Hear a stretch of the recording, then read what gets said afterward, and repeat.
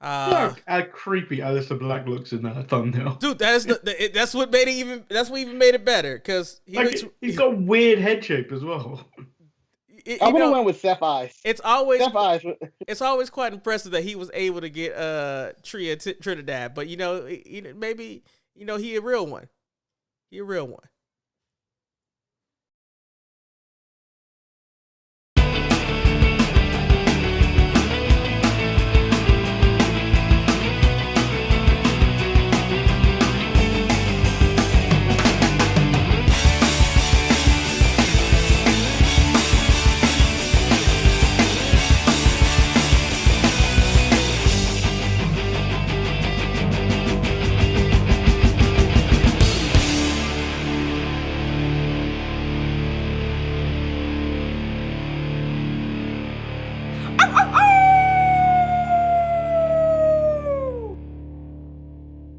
Welcome everybody to the Sharpshooters Wrestling Podcast. I'm Monte, the grown-ass man.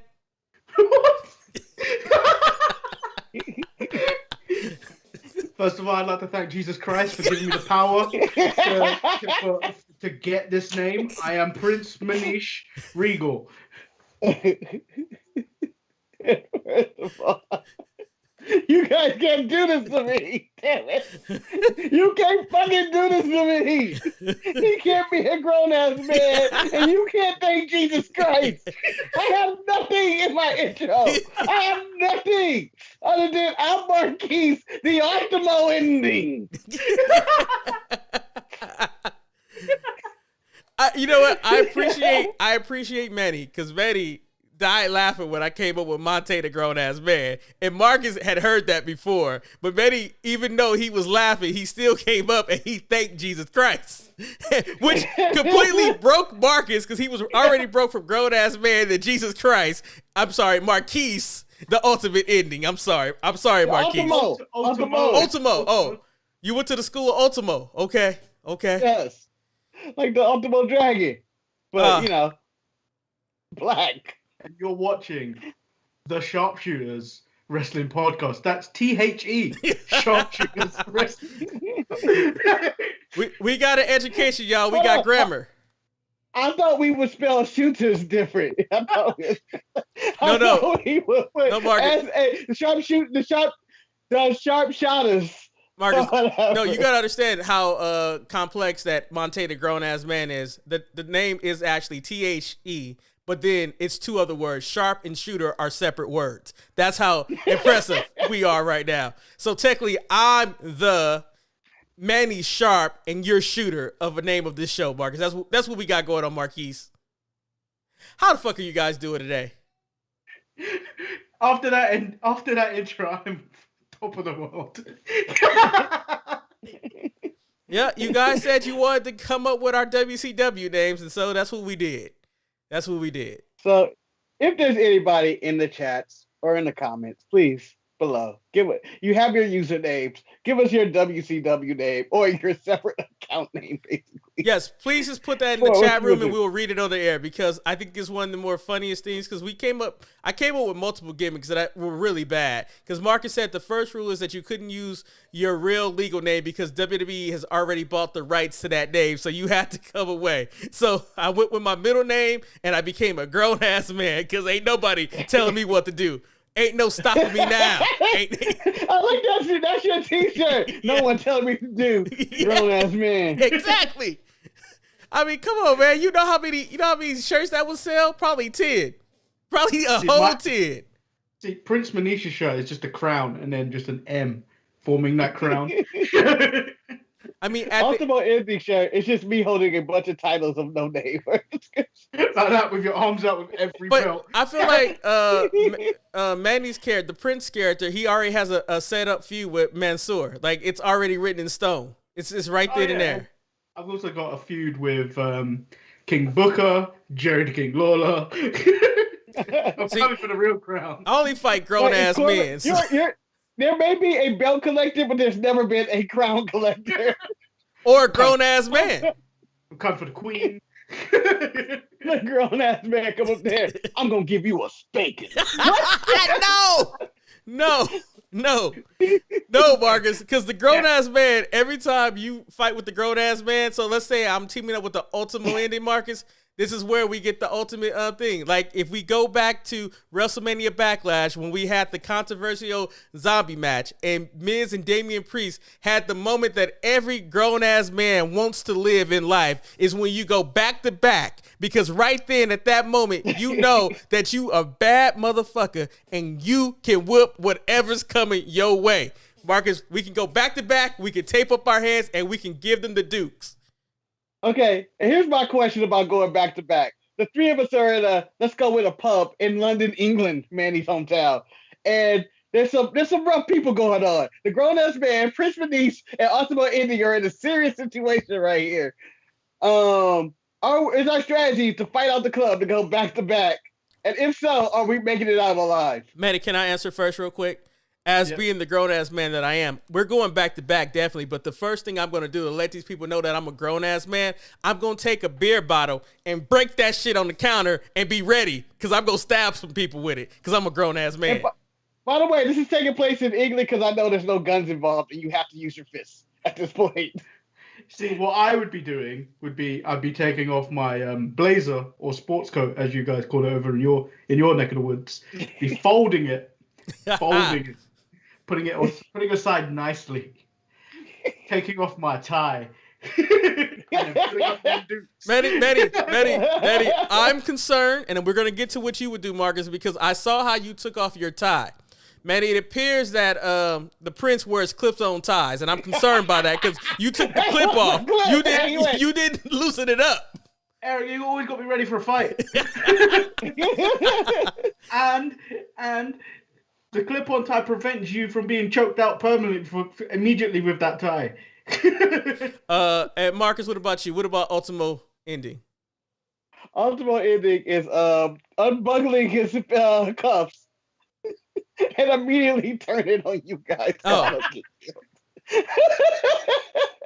Like, y'all go like, let's go back to back. Yeah.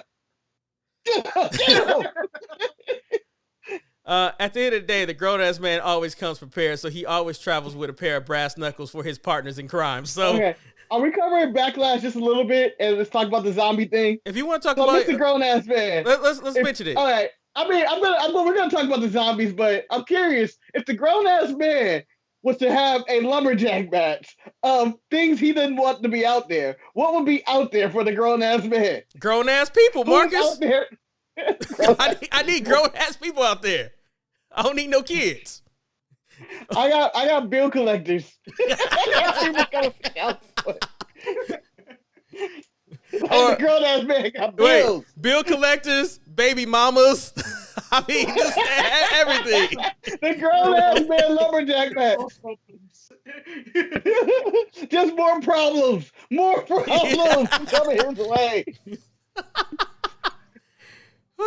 So you want to talk about the zombies, or do we? A doctor ready to give him a physical.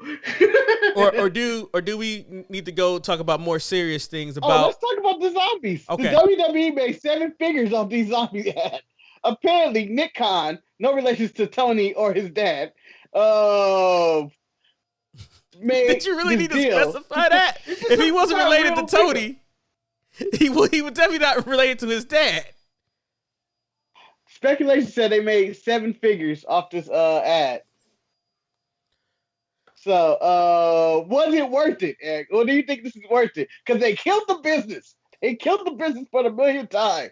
The business has been shot dead again. So, as a grown-ass man, it's all about making that money. And honestly, I don't feel that really destroyed the business as much as people wanted it to destroy. It made a match that no one really cared about matter. I mean, like, at the end of the day, when Miz was fighting Damian Priest, nobody was really saying, like, you know what, I'm looking forward to this match. No one was thinking about that. But afterwards, that's what people talked about the most, was them damn zombies. And let's just say, those were some impeccable zombies that they had. I would like to compliment the makeup team and everybody who put all those zombies together. They look like they stunk.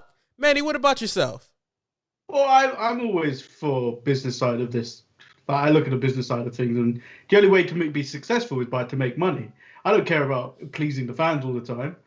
Not necessary. It's really not necessary. If you're making money, that should be the prime concern. And then maybe they can release more people and then make it look like they made even more money. What about you? What about you, Marcus? What is your overall impression? So I thought it was stupid. I thought a lot of it was dumb.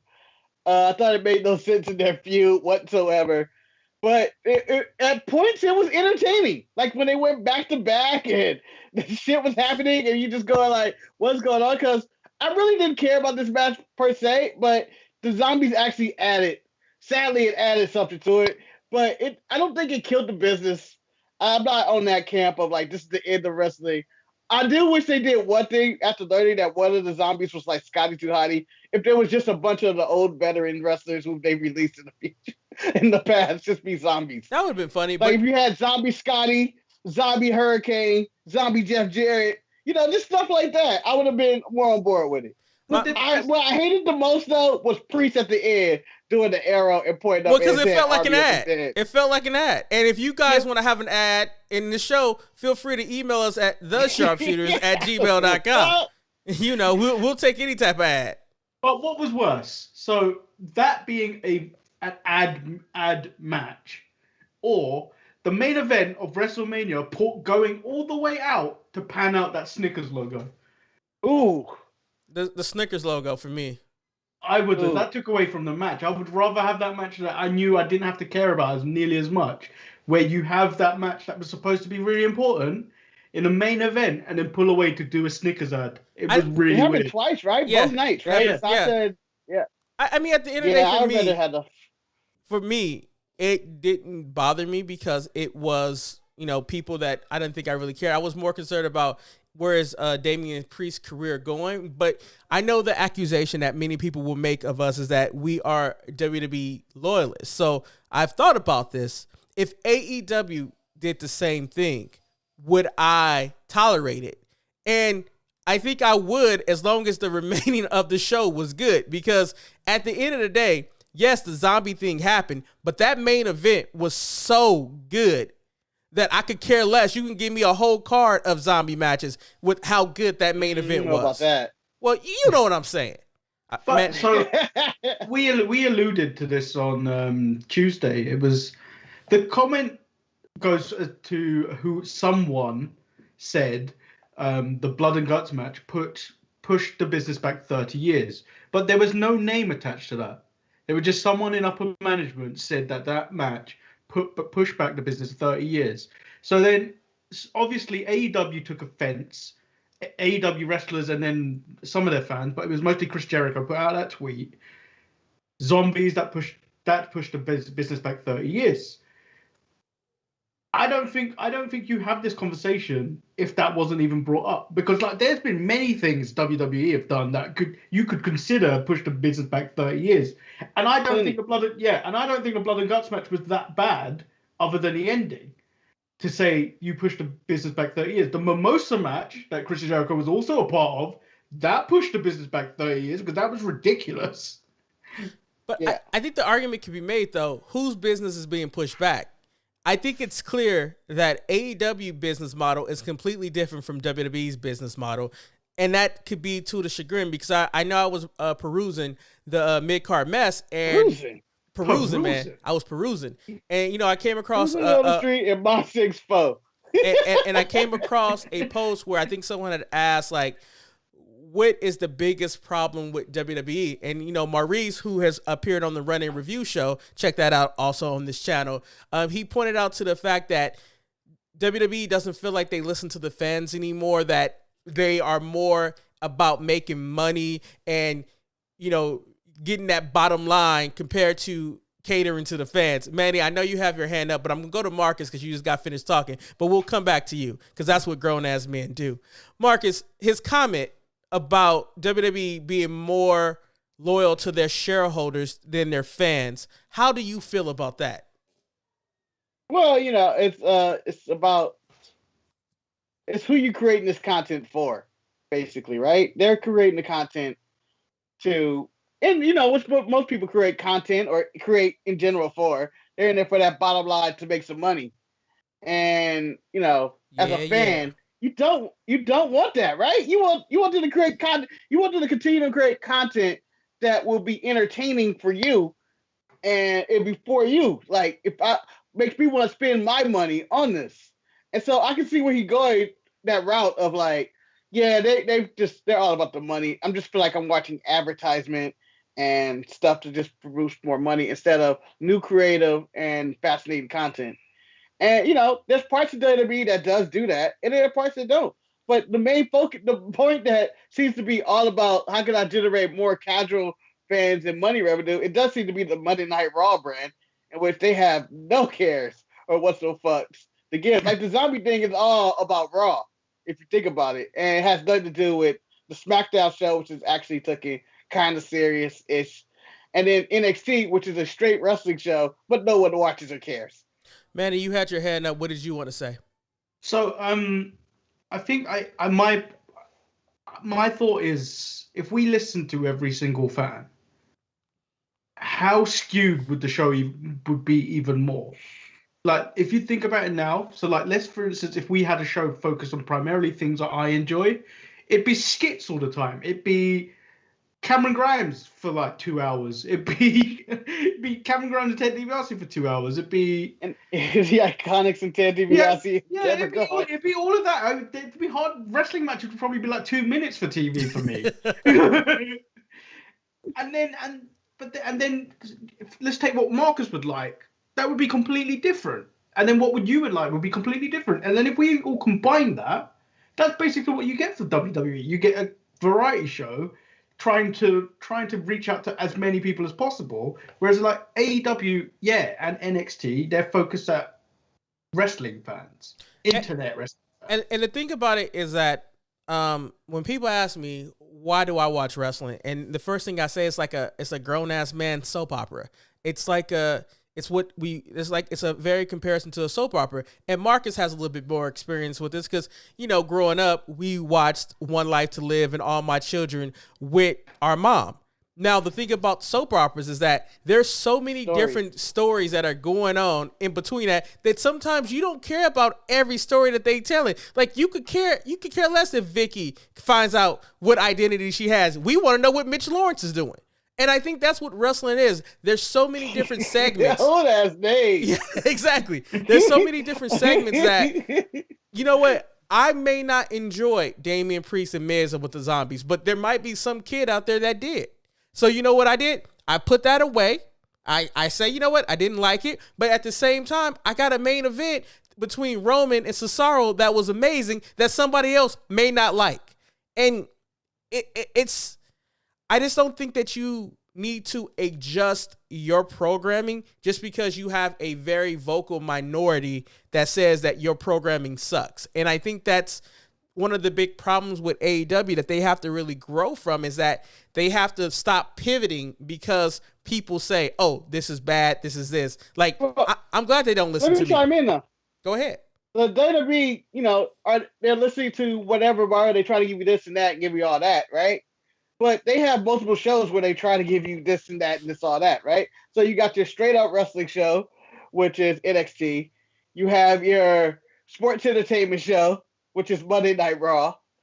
And then you have your SmackDown, which is that little bit of in between, which is that nice little niche of it's a little bit of wrestling and then you get a little bit of the entertainment part and the story and the drama. So they have all these shows and venues where they do AEW. And I know they just signed a new deal, but they have one show, basically. One television show to get it off. And I feel like they should target whoever audience. They should go after, their main target should be the disenfranchised wrestling fan. Yeah. Here's where I argue. This is why I go back to another point when we were talking about, would I be upset if AEW had did the zombie match over there? I would probably be more upset. And I'll be honest, because that's not what I expect from an AEW show. You want mimosa matches. I expect Jesus. I expect them to try to do a closer to old school type of wrestling show. That's what I expect from that show. I don't go and watch Army of the Dead and expect to get The Godfather. I didn't go expect that. I expect to go see some zombies getting their fucking head blown up and Batista yelling stuff. We got that. Yeah, you get that.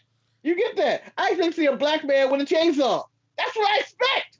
But if I would have got a lot of melodrama, which you do get, you know what I mean? In the dead, I gotta immediately go, I don't think I want this shit cut. You got to cut it.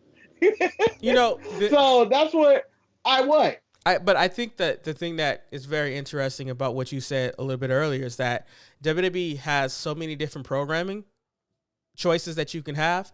And even though if you're a wrestling fan, you're not obligated to watch Raw. If you don't want to watch Raw, you don't have to because it doesn't connect to SmackDown. Same with NXT. I have said week after week, NXT by far has been my favorite. No, actually, it might be SmackDown. They're going neck to neck right now. They're going neck to neck. And Monday Night Raw had a few things that I enjoyed, but the fact was I enjoyed them because I enjoyed them for all the wrong reasons. Like the open challenge. Like, how is an open challenge decided when everyone has said they're going to put their name into the hat? And then at the end, how did Coffee come away as the person who fought Bobby Lashley? But then he got duped. It's clear. You answered your own question. They put their names in a hat. Whoever name came out of that hat was fighting that night. We're putting a hat there. I'll put it in the hat. You don't want to sell it? We sell it like me. We sound like grown-ass men. We put our names in the hat. But Marcus, I also can't see them being very conscious with their name in the hat and like, hey, you know what? Let's put our name in the hat.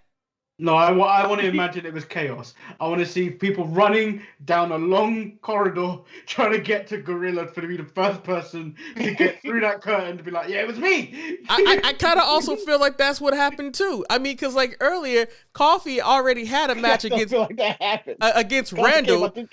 And then like my favorite thing about that match is now I guess Randall is rubbing off on Riddle because, he got pissed at Xavier for playing the horn and distracted Randy. And I was like, you know what?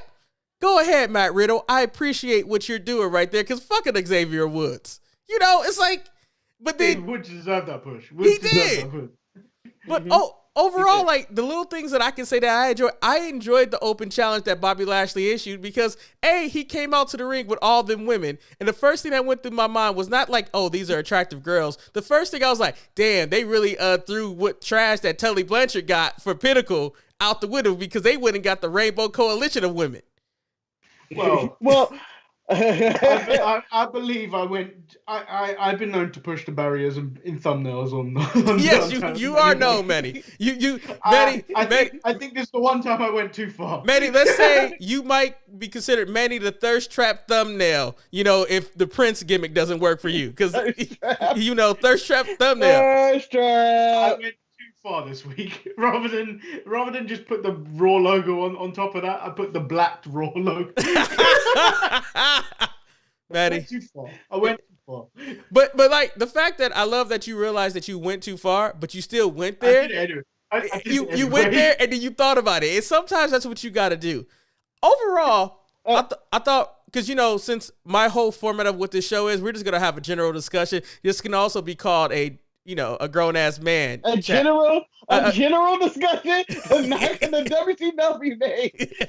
No, we're gonna call it the general discussion. Hey, Betty, we're gonna call it the grown ass man discussing. There it is, like the new one. Gonna be the grown ass round table. Yeah, so we're just gonna. I wanna dive into Monday Night Raw just a little bit because a couple things happened. Can we talk about the thoughts? Marcus, go ahead and talk about the thoughts. You want to talk about the thoughts? I had a question. I think I asked this to Manny, but I would have pose it to you. Vince McMahon picked those thoughts? No. Or does he have people pick those thoughts? No. Or do you think Bobby Lashley and MVP had say-so on the women he chose to pick out there? Marcus, I am confident from when I listen to Busted Open Radio and they talk about how Paul Heyman and Roman Reigns have full control over what they are allowed to do with their character on SmackDown. I'm 100% confident to say that MVP, not even Bobby Lashley, MVP was in charge of picking every woman that came down to the ring with him, whether they could walk in those heels or not. I feel like that was MVP's taste right there in the middle of that ring. Yeah, I'm in agreement because I feel like if Vince would have had it, it would have been blonde white women. It would have been Tully Blanchard. Because that's his taste. There would have been at least one. There would have been at least one.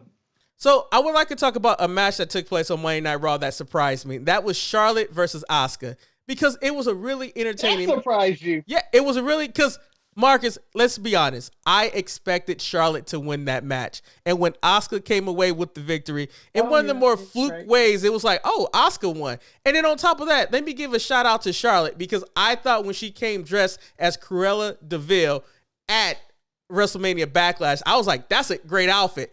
I just hate when they use the same outfit the next night on Monday Night Raw. I wish she would have had another outfit, because, like, you know, you got to have your pay-per-view outfit, and then you got to have your Day After Raw outfit. But Eric, these things cost money. You go wear them whenever you want. I get what you're saying, but, like, it was such a fire moment. You want to get Shauna, who's been wearing the same Dragon Ball Z outfit every time you see her. Yeah, you know, and like, let's also point out Drip Rollins. He didn't wear the same suit he wore at WrestleMania Backlash on Friday. True, he had a lot more days to prepare. I get that. He'd be a fraud if he did, though. He's Drip Rollins. He can't wear the same suit twice. But you know, Manny, I don't know if Marcus told you this, but we didn't feel that Drip Rollins was the best dressed man this week. That went to Robert Stone and his brand with his purple suit with the pip hat, man. That man was out there. He got a lot of women. There was a question. Manny disputed this. I disputed this. Really? Because I feel Cameron Grimes was wearing the exact same suit, only with the difference of he had the Cameron Grimes hat when he told Mr. Jake Atlas to park his rolls. It wasn't purple. And you know what? J.K. Smush answered. J.K. Smush answered the question. He would be RK Smash or AC Scoop. I mean, Wes had the best one. Wes had the best one. I can't remember the name. Was he Baltimore Wesley? Something. He was Soul Train Jackson or something like Soul that. Train. Well, I like AC Scoops. I mean, I like the AC Scoops. So, Manny, I'm just going to ask you this question, because then we're going to go into the lead story that I wanted to talk about before. What did you think of Monday Night Raw, actually? Like, was it an okay show, average show? Did you hate it? It was okay. It wasn't as bad as it could have been. Okay. Like, for like a couple of weeks, it's been bad, and I feel like me and Marcus have faced the toll of it, and it's why we're taking a break next week. My question for you: do you think it follows up a WrestleMania Backlash well? I don't think. Thing is, with Raw, it never does the go home show well, or the night after well anymore. Like before, in the Attitude Era kind of thing, you always the Raw after a pay-per-view, it was always on point.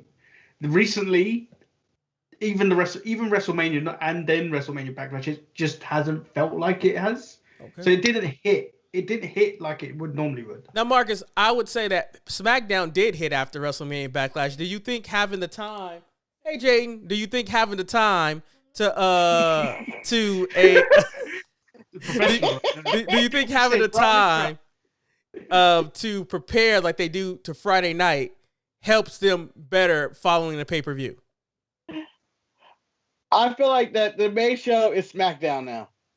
Raw is not the main show. It's the reason why Raw isn't the main focal point after a pay-per-view. I didn't honestly pay attention to your question at all, but because people keep walking in. Versus Fiasco, then it's Jaden. No, I came up with a question that I was gonna have you say. You need to do this experiment with Jaden and show him one match of WWE, and then show him the zombie match, and then see which match was better. Marcus, he will probably be scared of the zombie match, but he'll probably put more time into that one than any other match in wrestling. I'm sorry. I would like to see him take notes. Mark, what about you? Raw. I'm going to say the SmackDown thing though. The whole SmackDown, like Raw will never be the post because the pay-per-views always end with Roman on SmackDown, and it's not that cliffhanger or what happened then because you want to go, what's Seth doing with Cesaro? Is he aligning himself with Roman? What's next with the Usos and all that after the pay-per-view, and it's going into Hell in a Cell. And Raw, it ended with the triple threat match, which had basically a definitive ending of Lashley after being electrocuted, winning the match. Well, I think so. I feel like Raw can't be. It's not the focal point anymore. It's the B show. And on top of that, I think the most important thing that happened on Raw was the most important match for Raw, and that was the triple threat match between Rhea, Charlotte, and Asuka. And I think the follow-up to that had more of the big fight feel than whatever Bobby Lashley was doing with his open challenge because, it just didn't work. But I thought that worked. I was intrigued about who was going to accept that challenge. In AEW rankings, Kofi is now ranked number 1 for having 2 wins over world heavyweight champions. Yeah, but somehow Randy Orton has dropped off the face of the earth because of that. And Brian Cage is in the top 5. I just want to say though, actually, or Ben Stewart's in the top 5 for what he's been doing on 205 I'm Live. actually gonna give WWE a little credit. I think it's kind of clever how they got Coffee back into the title picture, because technically now Coffee never really got his follow-up match to Brock Lesnar after he lost his title, and he was running around the tag. He just got a win over Randy. Now he has a win over Brock Lesnar. Over Bobby Lashley. You need to transition away from the Drew McIntyre, Braun Strowman. Like next week, you can, at the next pay-per-view, Hell in a Cell, you can put Coffee and Bobby into a match, and I think people would get behind it because it's something different, something fresh. Do you guys think that could work? He needs to get rid of Woods.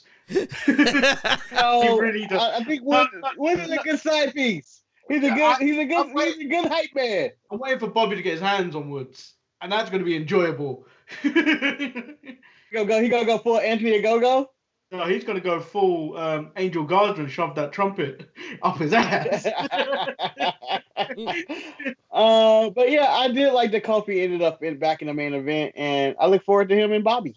All right, so I thought Raw was a solid show. Back to the original question. So let's go to a little bit of sad news this week that I just, someone who's not a grown-ass man, and it's very disappointing to me because, like, the way I'm going to make a comparison, and I know it's going to be a little bit extreme because, no one died in this situation, but the way that he was a dream at one point. He wasn't the American Dream. He was the Velveteen Dream. Nightmare. And now he seems more of a nightmare when you hear all of the reports coming out of the things that he has done, what they are accusing him of, him having a bad attitude. I mean, I think a lot of this could be attributed to maturity because he got into WWE when he was 19, and the first person I can think of that had problems when they started at 19, that was Paige, and you know what happened with the NXT title and stuff like that. Yeah, she did. Paige had no trouble. Marcus, did she file addiction with Del Rio? Marcus, are you ready to erase the Velveteen Dream from your memory based on all of these things that you've heard about him? I don't feel like I need to go through erase of memory. Well, it's all speculation. I still, want to hear people, say it from their chest. I see why nobody is not saying it out loud. Yeah, he was a piece of shit. People who are in the performance center, you only hear like sources and stuff. So you want somebody to be a grown ass man to put a name to it, huh? Put a name to it. But you hear that he had high management backing him and he was doing whatever he wanted, but I don't know. I feel like his release was he couldn't be on TV anyway. He had too much internet heat on him anyway from the cancel culture and accusing him of whatever he was accused of with the guy and the thing, the kid and whatever. So we'll see where he ends up. But Marcus, at the end of the day, Austin Theory was accused of the same thing and he's on TV. Yeah, but he white. Wow. But do you think Maddie? Do you think he can honestly come back from this, or is he just done? Because I feel like wherever he goes, if he's free to wrestle in the next 30 days, wherever he goes, he's still gonna have that heat. I think the problem that you have with him is maturity. I think that he's not mature enough to handle it, and I think he's one of those guys that we've all worked with. Dealing with management, the best person in the whole wide world, like management is like management's dreams. Like Triple H probably loved him because Patrick probably listened to everything that Triple H said to him. Like, oh, do this, and do that. But when it came to everybody else, anybody that he considered to be under him, he could care less unless he was trying to record him in the bathroom, in the locker room, as one of the allegations was made. I just think that was it him? I don't think it was him. I don't know. I just think people are just making up. You think it was the referee that got let go? Well, no. So they haven't really specified which company is in yet. So it could. I'm not saying it is AEW or it definitely ain't New Japan, but that would have been handled. But I think it's someone else. that is going to be released in relation to this? You know, I think that, like, for me, I think he can bounce back, but I think he has to grow up some as a person. And I think that the best place for him would probably be in WWE, because I think he needs that. It's kind of like the whole Dwight Howard comparison. When Dwight was in charge of the big fish on the team, he was out of control. When he went to the Lakers and he was just a mediocre, like, hey, you got to find your role, find your place. You mean the second time or the first time? The second time, Marcus. The one where he got the championship ring. Not when he was with Kobe, because he was supposed to be the star. When he was put into his place, he became to accept his role. I think if he goes to AEW, I think he will run into the same problems where he thinks he's better than those people on the roster at AEW because of the quality of matches that he had in NXT. Because we cannot take that away from him. He had some gems in NXT. And we all were waiting for the Velveteen Dream to be called up. And I think we could all agree with that, correct? Yeah. Yeah, I just think it's a career squandered. Yeah. I feel it's hard for him. It's hard, especially being a person of color, to come back from that.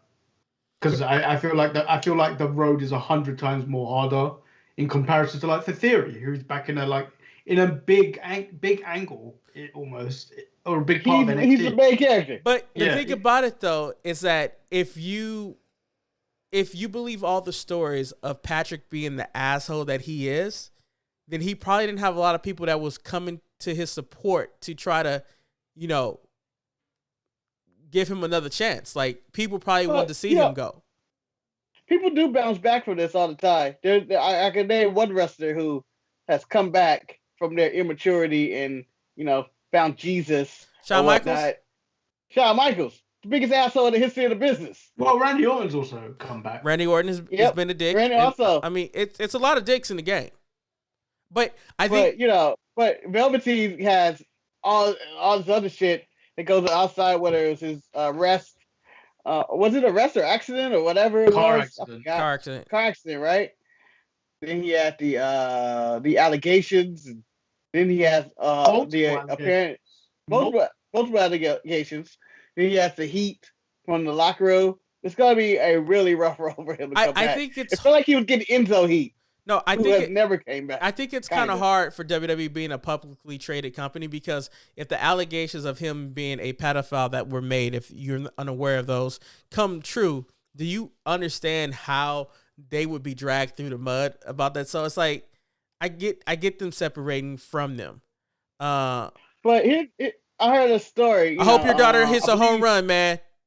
Take care, J.K. Smush. She's watching his daughter's softball game. Hope she get a home run. Go ahead, Marcus.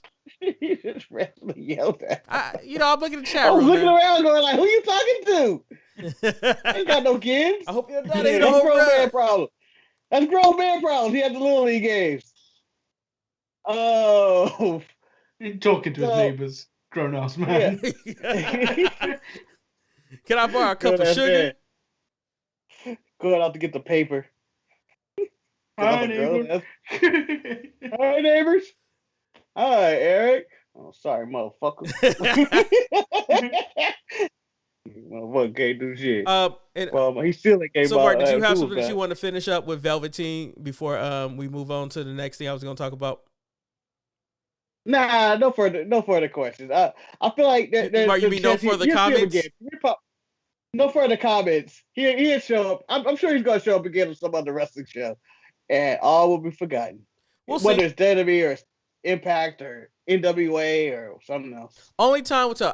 Like you said, Shawn Michaels was able to bounce back if he grows up, and I think he is a very talented individual. He's an enigma, but I think, as Manny pointed out, our cancel culture and our internet fandom, like, it's gonna be a hard mountain to climb. It will. Speaking of hard mountains to climb, it was news reported that New Japan Pro Wrestling suffered a huge loss. Their current champion, Will Ospreay, who is carrying the NJPW Divas title. Oh my God! IWGP title. Mark, I know it can be IWGP, it can be WWKRP Cincinnati. It has a lot of letters in there, Marcus. I'm a grown ass man. I can say what I want to say. Okay. Needless to say, never seen Marcus WKRP in Cincinnati? It's a TV show. It was a TV show. No. Oh. Anyway, it was about a radio station in Cincinnati. With that being said, old ass show. I'm assuming it was in black and white, you old ass man. No, it's in color, man. It came on before, like after Welcome Back Kotter and stuff like that, man. Come on, man. More foreign language to me. Will Ospreay is hurt. His neck is messed up, Marcus. Second person with a neck injury coming out with a broken neck. First it was Ricky Starks. Now it's Will Ospreay. I'm assuming Will Ospreay is a bigger loss than Ricky Starks, but will New Japan be able to bounce back from this? Well, they seem to be just going through a ring of bad luck of champions and title looks. And I heard the frustrations in the locker room. I didn't actually click the link to see what the frustrations were actually about. It was the non-Japanese stars not happy with how New Japan has been handling the latest outbreak of COVID in Japan, and it's basically a communication problem. Oh, okay.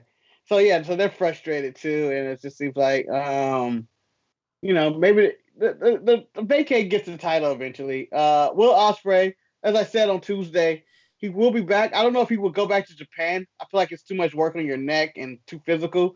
He may show up to one of these American promotions where you don't have to be as physical. And I'm not saying he's going to WWE. I'm saying just one of the American ones, or somewhere, MLW? MLW, Impact, Ring of Honor, AEW, all of them. Do you think he might follow his girlfriend, Bea Priestley, who is rumored to be circling around NXT UK soon? Yeah, but I don't feel like if I'm WWE and I sign Will Ospreay, I'm not putting him on NXT UK. Yeah, no, but why wouldn't you? She's obviously going to be there. Why wouldn't you? And then inevitably, wouldn't you move her over to NXT where he's going to go? Quite frankly, I would put Ospreay. He's too big of a star and a signing to put on NXT UK. And what does NXT UK need? They need somebody to fight Walter. I think Ospreay versus Walter. They do. I'm just saying. I think that, for me personally, if you told me put that on NXT UK, I'm sorry. If you told me put that on NXT UK, that's too much money I'm giving away. No one watches that show. If you told me that Will Ospreay was signing with NXT UK, I actually feel that more people will watch NXT UK, and it will become another thing that you can choose to watch. I think Manny would love to have star people there. Like, it makes sense to me. Walter doesn't have anybody to fight. I kind of enjoy the scrubs that are on NXT UK because you don't care about them, but every time they find a way to make this person mean something to you.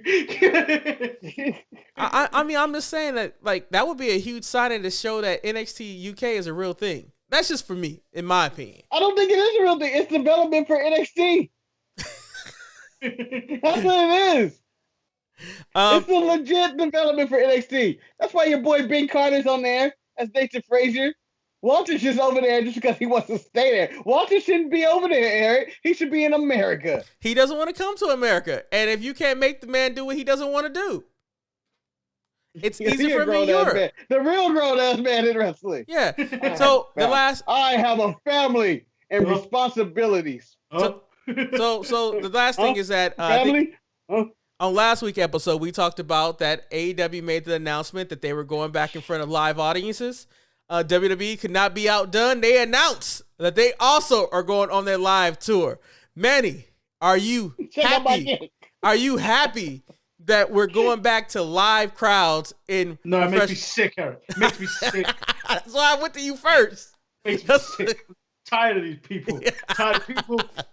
Disease-carrying people make me sick. I want to punch them all in the face.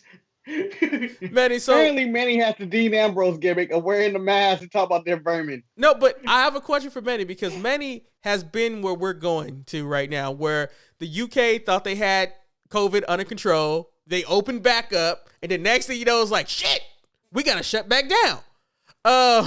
Manny, as you see us follow the same track record of opening it up too soon, like, would you? That's the first time we've opened up. Would you advise any of our listeners to go to any of these live shows?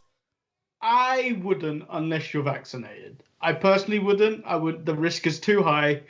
unless you've got that vaccine, I wouldn't even bother going there, because you even vaccinated, you can still get it, but being vaccinated reduces the risk of getting it, and it reduces the risk of you dying from it when you get it. Yeah, Marcus, I think the rumors of SummerSlam may take place in Las Vegas, Nevada. Marcus, we tend to like to go to SummerSlam. Marcus, give me those dice, y'all. do you think you will see Eric and Marcus, or I'm sorry, Monte the grown ass man, and Marquise the Ultimo fit ending? Do you think they will be in Vegas, Marcus? I think there's another reason for us to go to Vegas 2 months after we go to Vegas. I was like, damn it. Why now, damn it? And I'm going mostly because I think it's going to be a spectacle of spectacles with SummerSlam. If they go into that venue, they're clearly bringing back Brock Lesnar, and Bobby Lashley are going to have that match. And it's going to be in the Raiders Stadium, the Death Star. I'm going to say this, and I'm going to say this as Marcus as I can say this. I'm saying this is Marcus and say, nigga, I gotta be there. Raiders Stadium looks like a toilet. No, it doesn't. It looks amazing. I love to look at that stadium. I'm just curious why.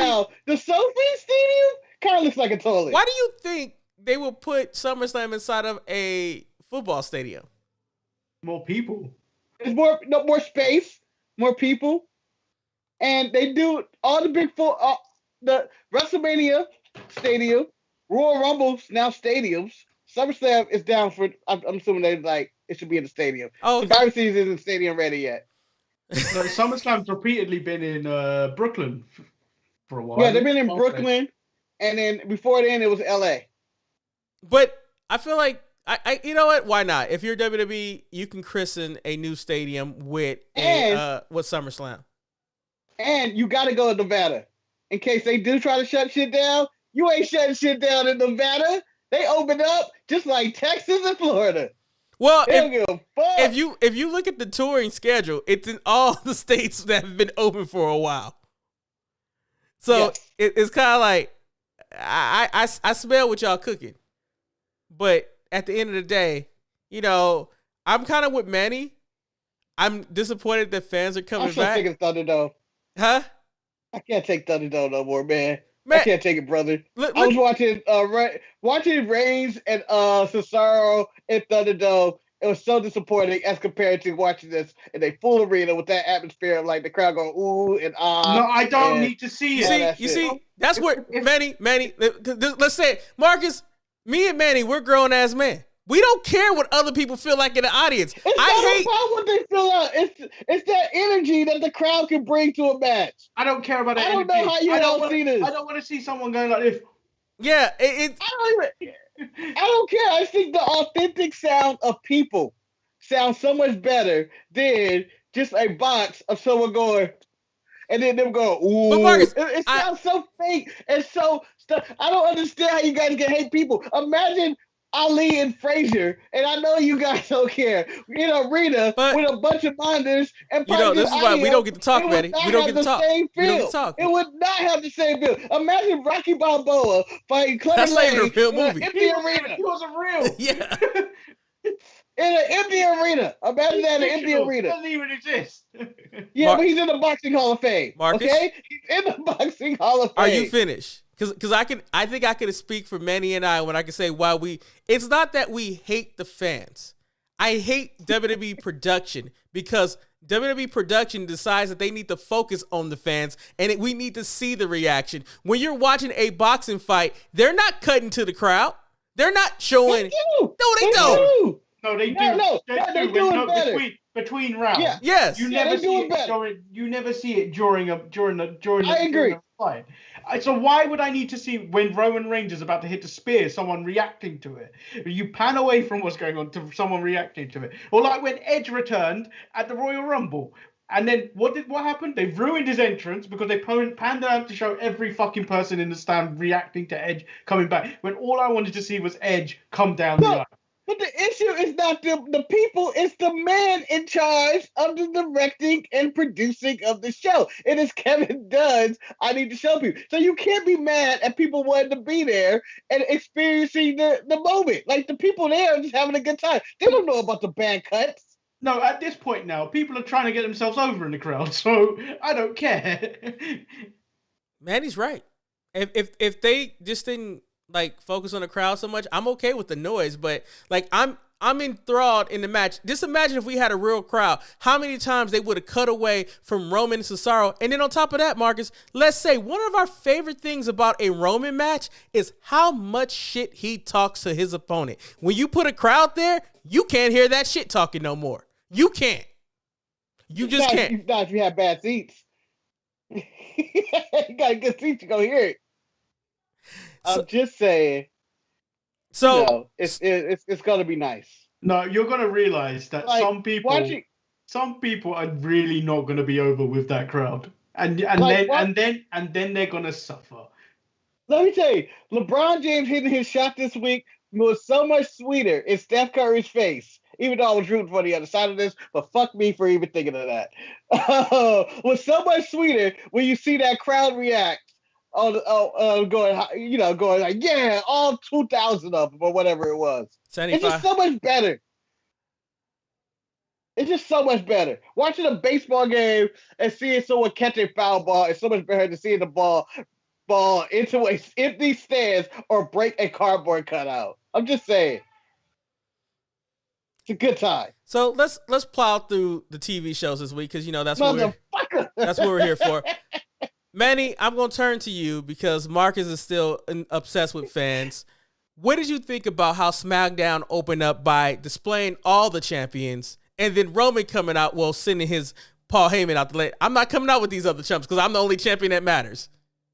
Yeah, because they're all title holders and Roman's the only champion. But the only person that spoke sense that night other than Paul was Bayley. Bayley came out with fire and everything she said I believed and was accurate. Tamina and Natty are not real champions. And Dominic is only there riding his father's coattails. Which I thought was quite entertaining that Bayley got to say what I guess you could say a lot of internet fans would probably say it online. Like, you know, it's kind of like remember when Sami Zayn had that point where Vince was using him to speak what the crowd was speaking or whatever he wanted to say to the fans. It's very similar to that. Marcus, do you acknowledge those title holders and realize that Roman Reigns is the only champion that really does exist? In all of wrestling. That's what I would have added. Not just WWE or NXT and all, in all of wrestling. Or just SmackDown. He's the only real champion. He is the one true champion of them all. He is the tribal chief, the head of the table. Every other champion is a chump. And 90% of those other champions are Kenny Omega. Yeah, Kenny, you suck. We'll get to Kenny. We can talk about how bad he sucks soon. But something that didn't suck, and I think we could all agree, was the match between King Corbin and Nakamura, where Rick Boogs made his debut, which I like to call a more amped up version of Elias. Marcus, in the pre-show, you talked about how this match was better than what it should have been. Why did you enjoy this match? One, I'm gonna say bombastic intro of Nakamura, who got his mojo back with that crowd. You cannot say bombastic and not include a shag. You cannot include that with those two because that is not a Shaggy. You cannot use a Shaggy reference for these two. I am using it for these two because he was Mr. Bombastic, Mr. Bombastic. Sugar. Had nothing to do with the segment, but they came out with the guitar and Nakamura with this new crowd, and Corbin and him going back and I don't know. I enjoyed the hell out of this match for no reason. I was like, bravo, guys. I think it followed up from our narrative that I brought up that crown when Nakamura put on, it looked like he gave him more superpowers than what it should have, but it also looks like it called, like when he rubbed it, a genie came out in the form of Rick Boogs, and now he's his genie. Because when anytime start playing genie, it's like the spin-off of if Shazam was a success. No, you not only have rapping genie, but you have rock and roll genie, and then then it's going to lead into a spin-off movie of the Genies uniting to take down Thanos. No, because as you saw, if you remember from the match, every time music. Nakamura was struggling with Baron Corbin, you would see Boogs drop down to a knee and tickle the ivories to give him more power. Manny, Are you comparing this to the urn? Manny, I believe it is. I believe it's just as powerful as he dropped down to the knee and he played those notes. I mean, come on. We've all need a hype man. I enjoyed this for more of the rogue reasons than anything else because I think Rick Boogs is a better Elias. Manny, what about you? No, he's a better Elias. He's a Marcus, better you already Woods. talked. It's Manny's turn, Marcus. It's Manny's turn. I'm sorry. Go ahead, Manny. Elias is still trying to make music while Rick Boogs has found the cocaine and he is going all out with his rock career. And Eric, you were quite against the pantomime of Nakamura finding putting on the crown, but I enjoyed every post they showed of him on Instagram going around the country with that crown Manny, on. so Yes. I was disturbed by it. Pumping gas. I was disturbed by it because I didn't know if they were going to really follow through with it or have it worked out. But at the end of the day, it truly did give him superpowers. And now he is the man that he needs to be. And I'm all in it. I mean, like I said, he put the crown on, he rubbed it, he got a genie named Rick Boogs, and that's all we need. He was a genie in a crown. And Baron Corbin did not know how to rub it the right way to unlock Rick Boogs. Because when he rubbed his crown, you know who he got? The Forgotten Sons. And know where they're at? Forgotten. So let's move on. They really did. They really did the gimmick. So speaking of somebody else trying to make moves, and I think it's another one of my favorite main subplots of SmackDown is Jimmy Uso, who ain't nobody's bitch. And he went and he talked to Sonya and somehow got a tag match that I think we all agree will probably be fired next week if the tribal chief approves the match to happening, because it doesn't look like Roman. Marcus, let me say, that wasn't as great because Jay was like, I gotta tell Roman. It's like, why'd you go and do that, man? I gotta go tell Roman. I died laughing because he sounded like the good kid. So it's going to go. I gotta tell Mama, man. What you telling Mama for, man? We can just do this and make some money. We don't have to tell her everything. No. I gotta go tell him. And then when he went to Roman, he was like, I don't know what he doing, man. You know, he puts in a match with the Street Profits. And Roman's like, us. There ain't no we. There ain't no we. Us. Us. There ain't no we. Ain't no we. This is us. Ain't no we. Manny. And I was like, he's such an asshole, and all of this is so wrong. But Manny, let me think about, when you think about the Street Profits versus the Usos, do you think this could be a new version of the Usos and the New Day rivalry? Because I thought the Profits promo was really good that they cut on the Usos, because they also talked about all the family problems that were taking place. The promo was good by the Street Profits. I feel like the Usos could take them to a new level, because we didn't see the Street Profits kind of work with the New Day nearly as much, and I feel because they had that huge rivalry that elevated both of them together. So I think the Usos can elevate the Street Profits to higher. So I'm going to really, if this match actually happens, which I hope it doesn't, because this is definitely a money match that needs to be on a pay-per-view, it's going to be great. The feud is going to be great. This is the main event of SmackDown next week, guys. I don't think it can. It doesn't need to happen. This is the main event of SmackDown. One, it features main event Uso, so it can't be anything else. No. It is the main event of SmackDown. It is going to happen, and Roman is going to disrupt the match and stop it. Marcus. And Jimmy's going to be upset and say, Roman, I need to free my brother. It's the only way we can do this. Hell in a cell. No, Marcus, no. Roman is not going to let Jay participate in that match. It's going to be a handicap match. Because as Manny said, this match is a money match.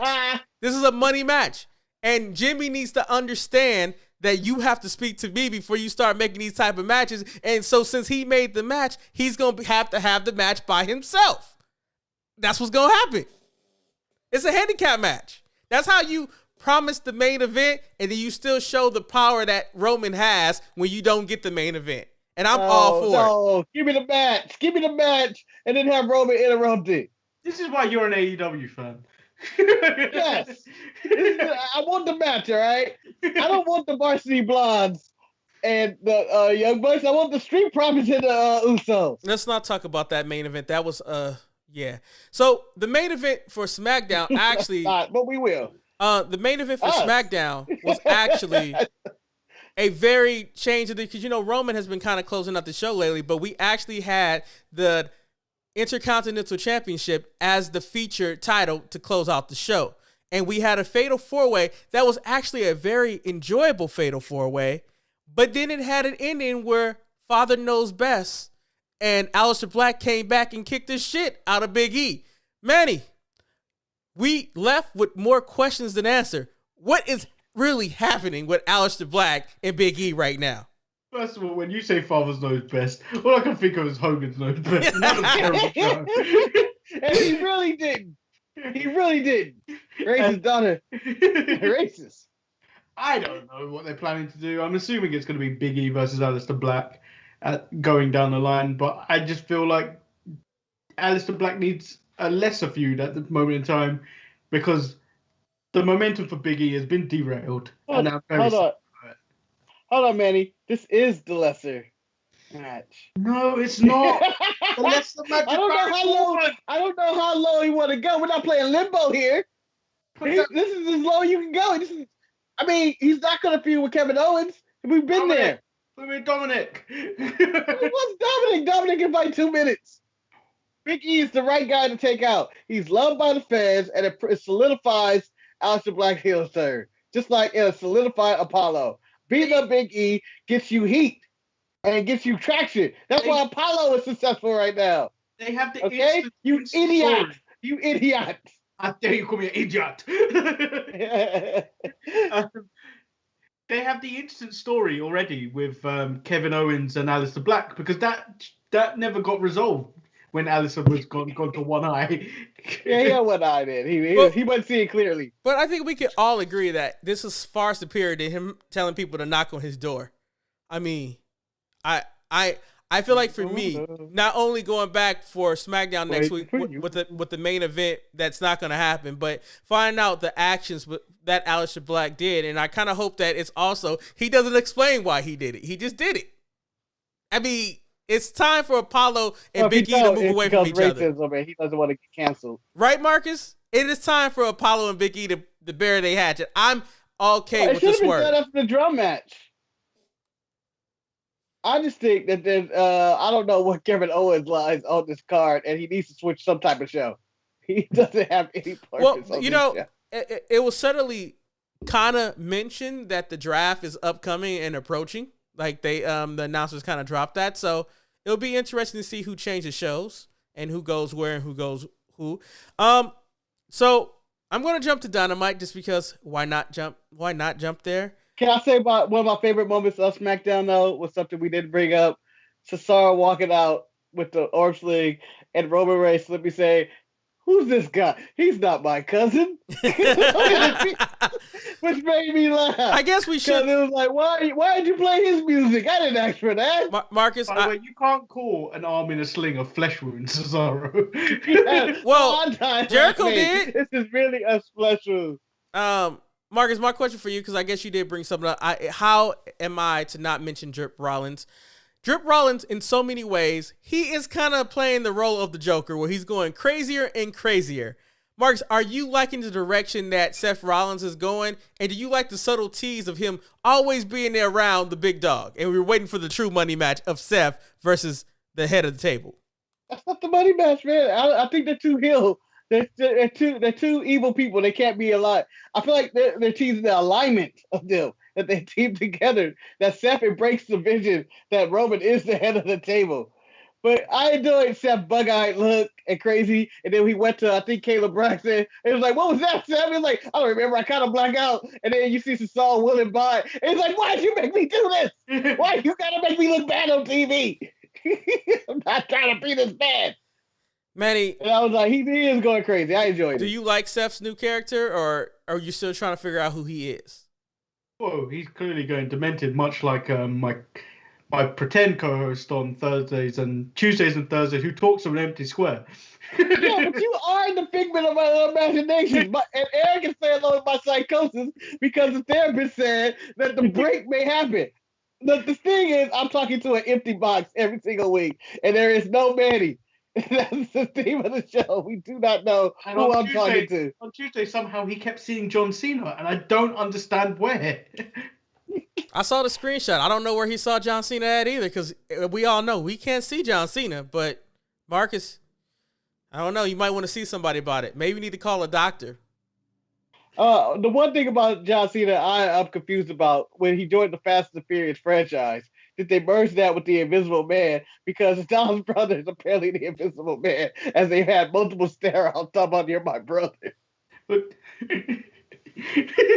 So we're gonna talk about Dynamite, and I just want to SmackDown's the best show of the week this week, in my opinion. Yeah, easily. Yeah, it was. Although NXT gave it a run for its money. It was a good run, but then SmackDown hit. But I mean, we didn't talk about Dominic and Bobby Roode, but that was the best I've seen Bobby Roode look at 3 minutes in a long time. he was doing all the work in that match. Marcus, sometimes we don't need to always talk about Bobby Roode because Bobby Roode is always there, and he's that good hand. Talk about Bobby Roode. But I'm gonna ask you guys this question because it's really hard for me to. I'm gonna try to remain positive and try not to be negative. But hate.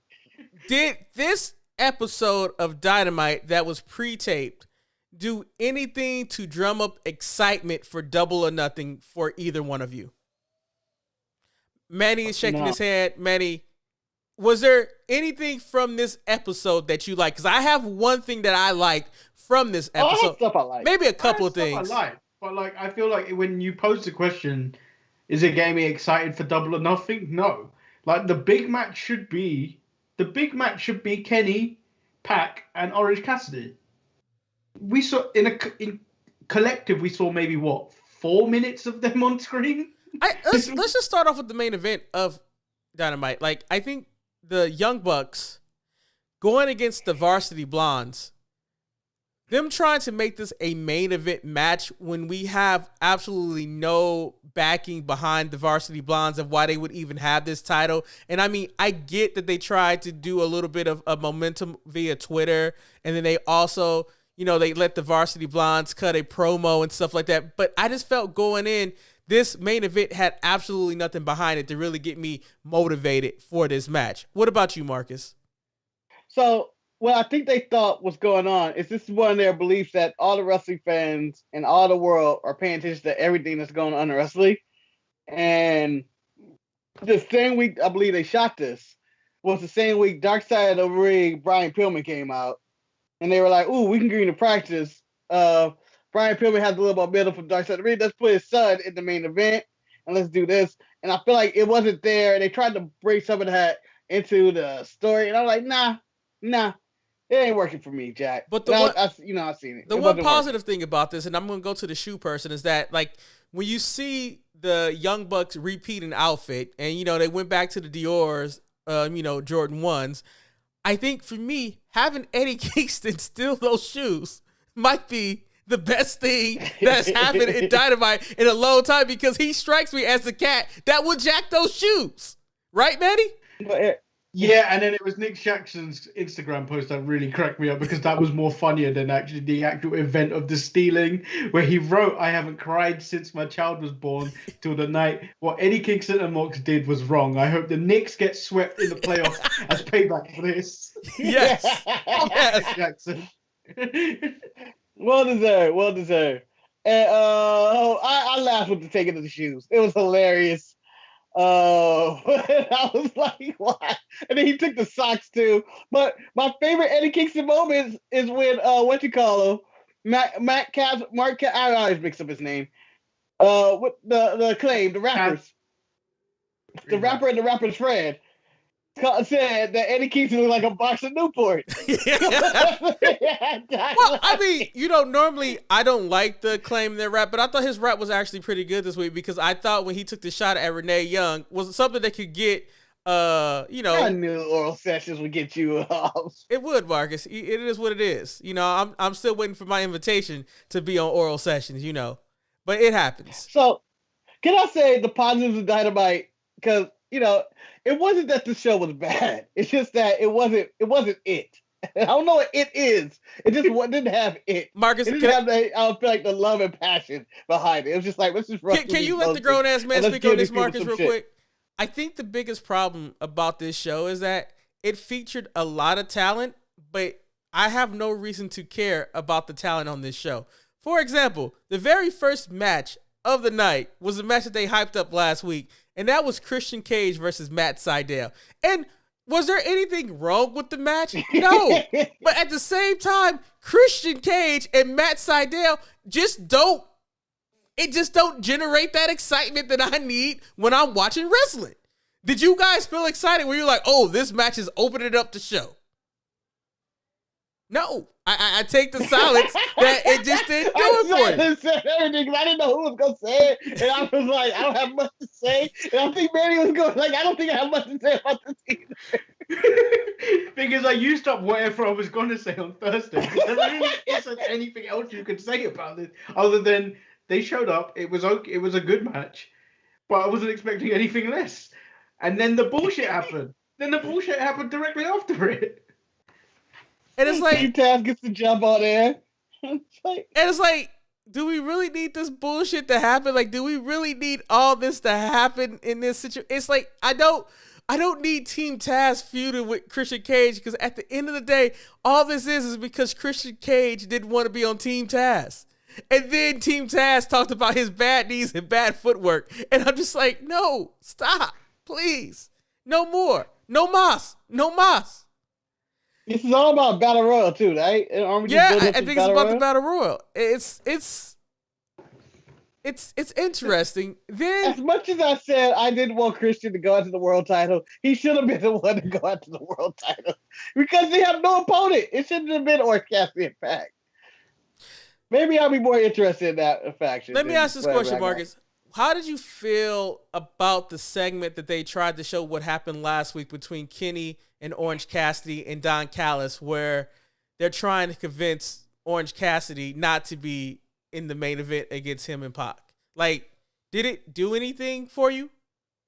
I feel like he should have been trying to convince Pac not to show up in the match or whatnot, because it seemed like that would be the guy that's beating him. It should have been more of that interaction. I didn't care about that. Orange Cassidy is a side note and a joke. I should be able to beat him if I'm Kenny Omega. I'm not worried about him. He's in there so I can pin him. I don't want to fight Pac. That would have been the story. Who they shot way too small this week. What about you, Manny? The whole Kenny and Omega trying to stop Orange Cassidy for being part of the show. I don't even know where to begin with this. It's not great that your champion's having to resort to this. You don't send a champion to do this.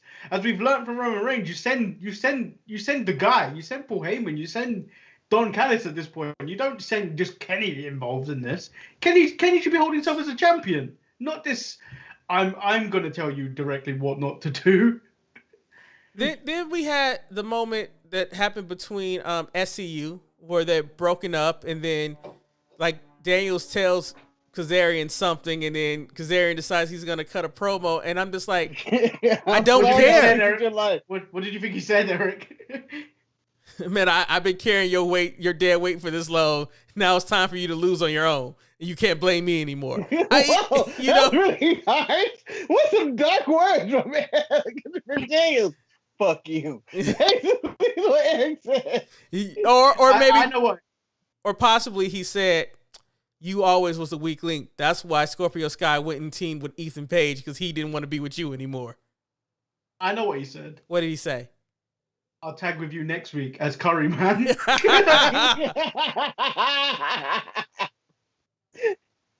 Nice. Like, nice.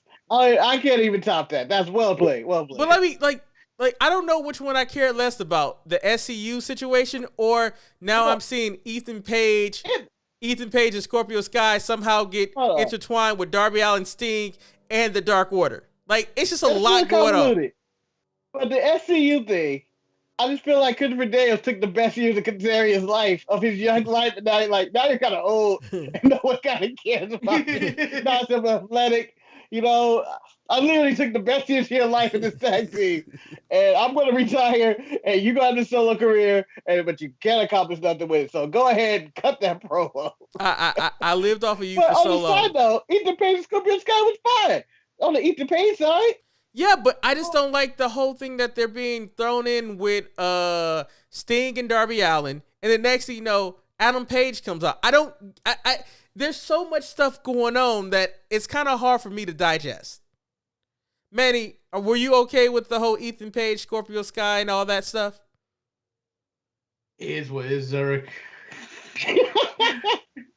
I don't know. I don't even know what to say about this anymore. It's just like, do I want to see Sting anymore? No. So Scorpio Sky is in the right for saying it, but it's just going to lead to Sting winning again. So, and you guys remember how I said that after Blood and Guts that I thought that MJF had a rocket strapped to him and like you should just promote him and go here and there. Well, this week I felt like all that momentum that they built up is dead. I did not care. Whoa! I personally did not care about them going out to dinner. I didn't care about them going out to dinner and how Shawn Spears couldn't get wine. Like, is this like, let's make Shawn Spears look tough? Like, I just didn't care. And then we get a promo by the Inner Circle. Like, I don't care about you guys. Please move on and die. Just die. Die. Marcus, what about you? They had their blow-off feud. You can't tell me that when Shawn Spears attacked the waiter and Tully just threw the money at the other waiter saying, don't worry about it. You didn't care about that. But Mark, that's the man Tully's the best thing in that group. Marcus, you're right. And they keep letting Dax, where the ball one talks, and I'm like, he needs to stop talking. Yes.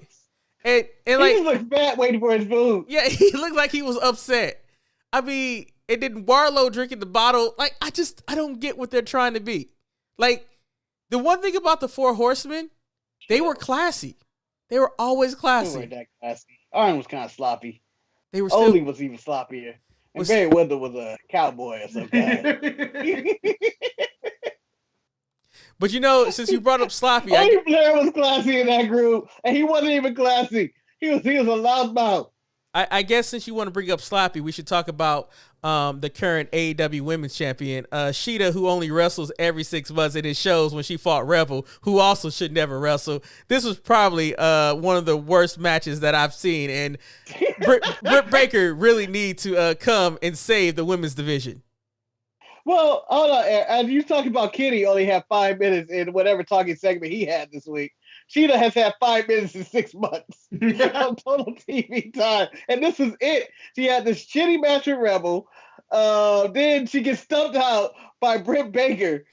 And I go, so why are we even building Sheeta up? How is she the champion? How has this been going on as long as it has? Because they were telling like she's been champion this long. This has been going on far too long. And I'm about to say some words that I've never thought I would ever say. The match of the night was Serena Deeb versus Red Velvet. Red Velvet had match of the night, in my opinion. Manny, would you give... First of all, how dare you? She's put in work, and she's coming straight out your mama's kitchen. I'm a grown-ass man, so I'm not in my mama's kitchen, damn it. He's been waiting for his sandwich. He waiting for his sandwich. Where's my sandwich, woman? I'm a grown-ass man. And then your wife goes and says, you better eat that Hungry Man TV thing. Damn, you right. You know the only problem I had with this match? What? Was the fact that it was a hard-fought match between the two of them. Deeb wins, and then they cut directly to Pac. They don't even let us soak in the victory. They cut directly to a bullshit promo by Pac. Well, because they realized that the NWA Women's Champion is far superior than the AEW Champion, so they can't give her no time, because I think we had the camera on Sheeta for a while, and I'm like, that match that she had was kind of trash. Well, okay, so Aaron, you got to remember, they need to remind you that Sheeta still works it, and she's still the champion. They reminded us that she's been a champion for a year, and I'm like, and what, she has like 3 title defenses in a year? Man, that must be a great job. But I'm gonna look it up. I'm gonna go for a ranking clarification. Is Serena Deeb allowed into the AEW rankings because she has an NWA title? Because she is an AEW wrestler. Why isn't she the number one contender? Because I ain't seen her lose. I don't think I have any more A clamps anymore. I love your random looks. Who's there? Like somebody might have to go to like Lowe's or something. They're like only like $1 each or something like that. Oh, $1 each, huh? Yeah. Sorry. That's how much Sheeta's worth. Wow. So, Marcus, I know you have been a huge supporter of Jade Cargill. However, it's been, I think, 3 or 4... It 8 times, Eric. Huh? She defended it 8 times since being champion. That's more than I thought. Marcus, Jade Cargill... We only had 8 in a week. Marcus, Jade Cargill, for 4 weeks in a row, has continued to say she doesn't want a manager, and we keep cutting the same thing over and over, and then the manager interrupts. Marcus, where are we going to move on to something else with Jade Cargill? I mean, this whole... I'm tired of it. What? Eric, I was happy that they had 3 women segments on the show that showed diversity, and people of color were in multiple segments of the show. This was improvement and progression on their part, and this is all thanks to Cody Rhodes having a black and white baby.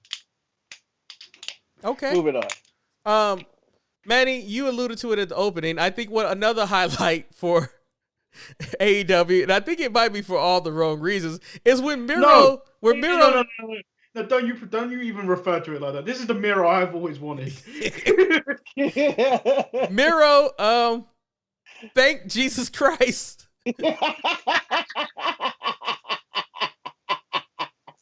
And quite frankly, Marcus' reaction is the reaction that I had at that point, because I was like, I don't think I've ever had a person thank Jesus Christ by name. Like, people have said God, they have said, but literally, he thanked Jesus Christ for his strength and his power and his ability.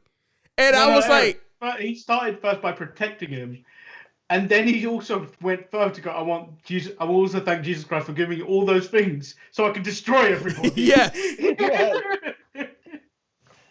But it doesn't end there. The hits keep on coming. When Lance Archer comes out and that old man says something, he's like, take the old man away. Take the old man away.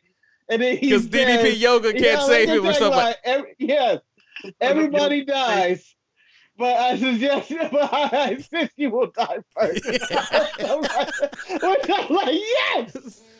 Yes! So, in a week's time of Miro holding a championship title, he is already a far superior champion over Kenny Omega. In a month, he has the most memorable lines in AEW. Yeah.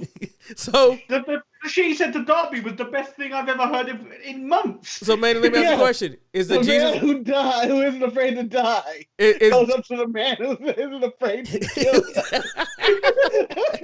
So, what is your favorite thing? Him thanking Jesus Christ, or the man that is afraid to die coming against the man that's not afraid to kill, or I insist that you die first? I feel like that one stuck more because that was his whole thing of everybody died. I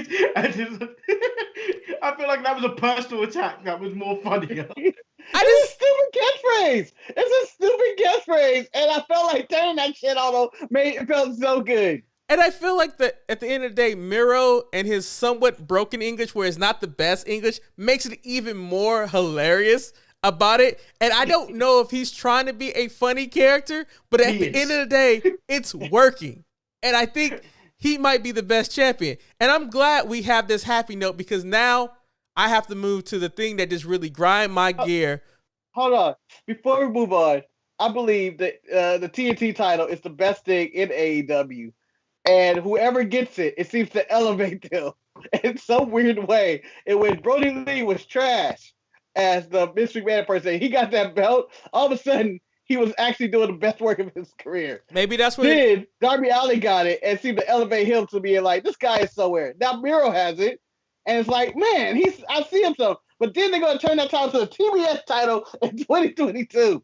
Well, Marcus, maybe that's where the AEW genie lives. It lives inside the TNT title, and they get to make wishes when they get it. Because we know that WWE's genie lives inside of Baron Corbin's crown. It's just that it doesn't work for everybody, because the Forgotten It isn't a crown Sons. anymore, Eric. Huh? Possession's 9/10 of the law. That's Yeah, but Nakamura's I crown just now. like I'm curious about whoever takes the crown for Nakamura when they rub it. Who do they get? Because like I said, Baron Corbin got the Forgotten Sons. Nakamura got Boogs. Who we get next? Somebody might get Velveteen. We don't know. So you give me problems. Let me say problems. And this is the last thing I'm going to talk about on AEW. And that is the match that they are trying to force at Double or Nothing between Anthony Ogogo and Cody Rhodes. First and foremost, we knew we were in for trouble when we saw Austin Gunn make his Dynamite debut in a wrestling ring. Because he's been in the audience for, like, he has a streak, but he was wrestling. And he went against Ogogo. He made it seem like he wasn't a wrestler. The thing about it is He that was wrestling. We've seen it before, but he was wrestling. Not in the crowd. He was wrestling.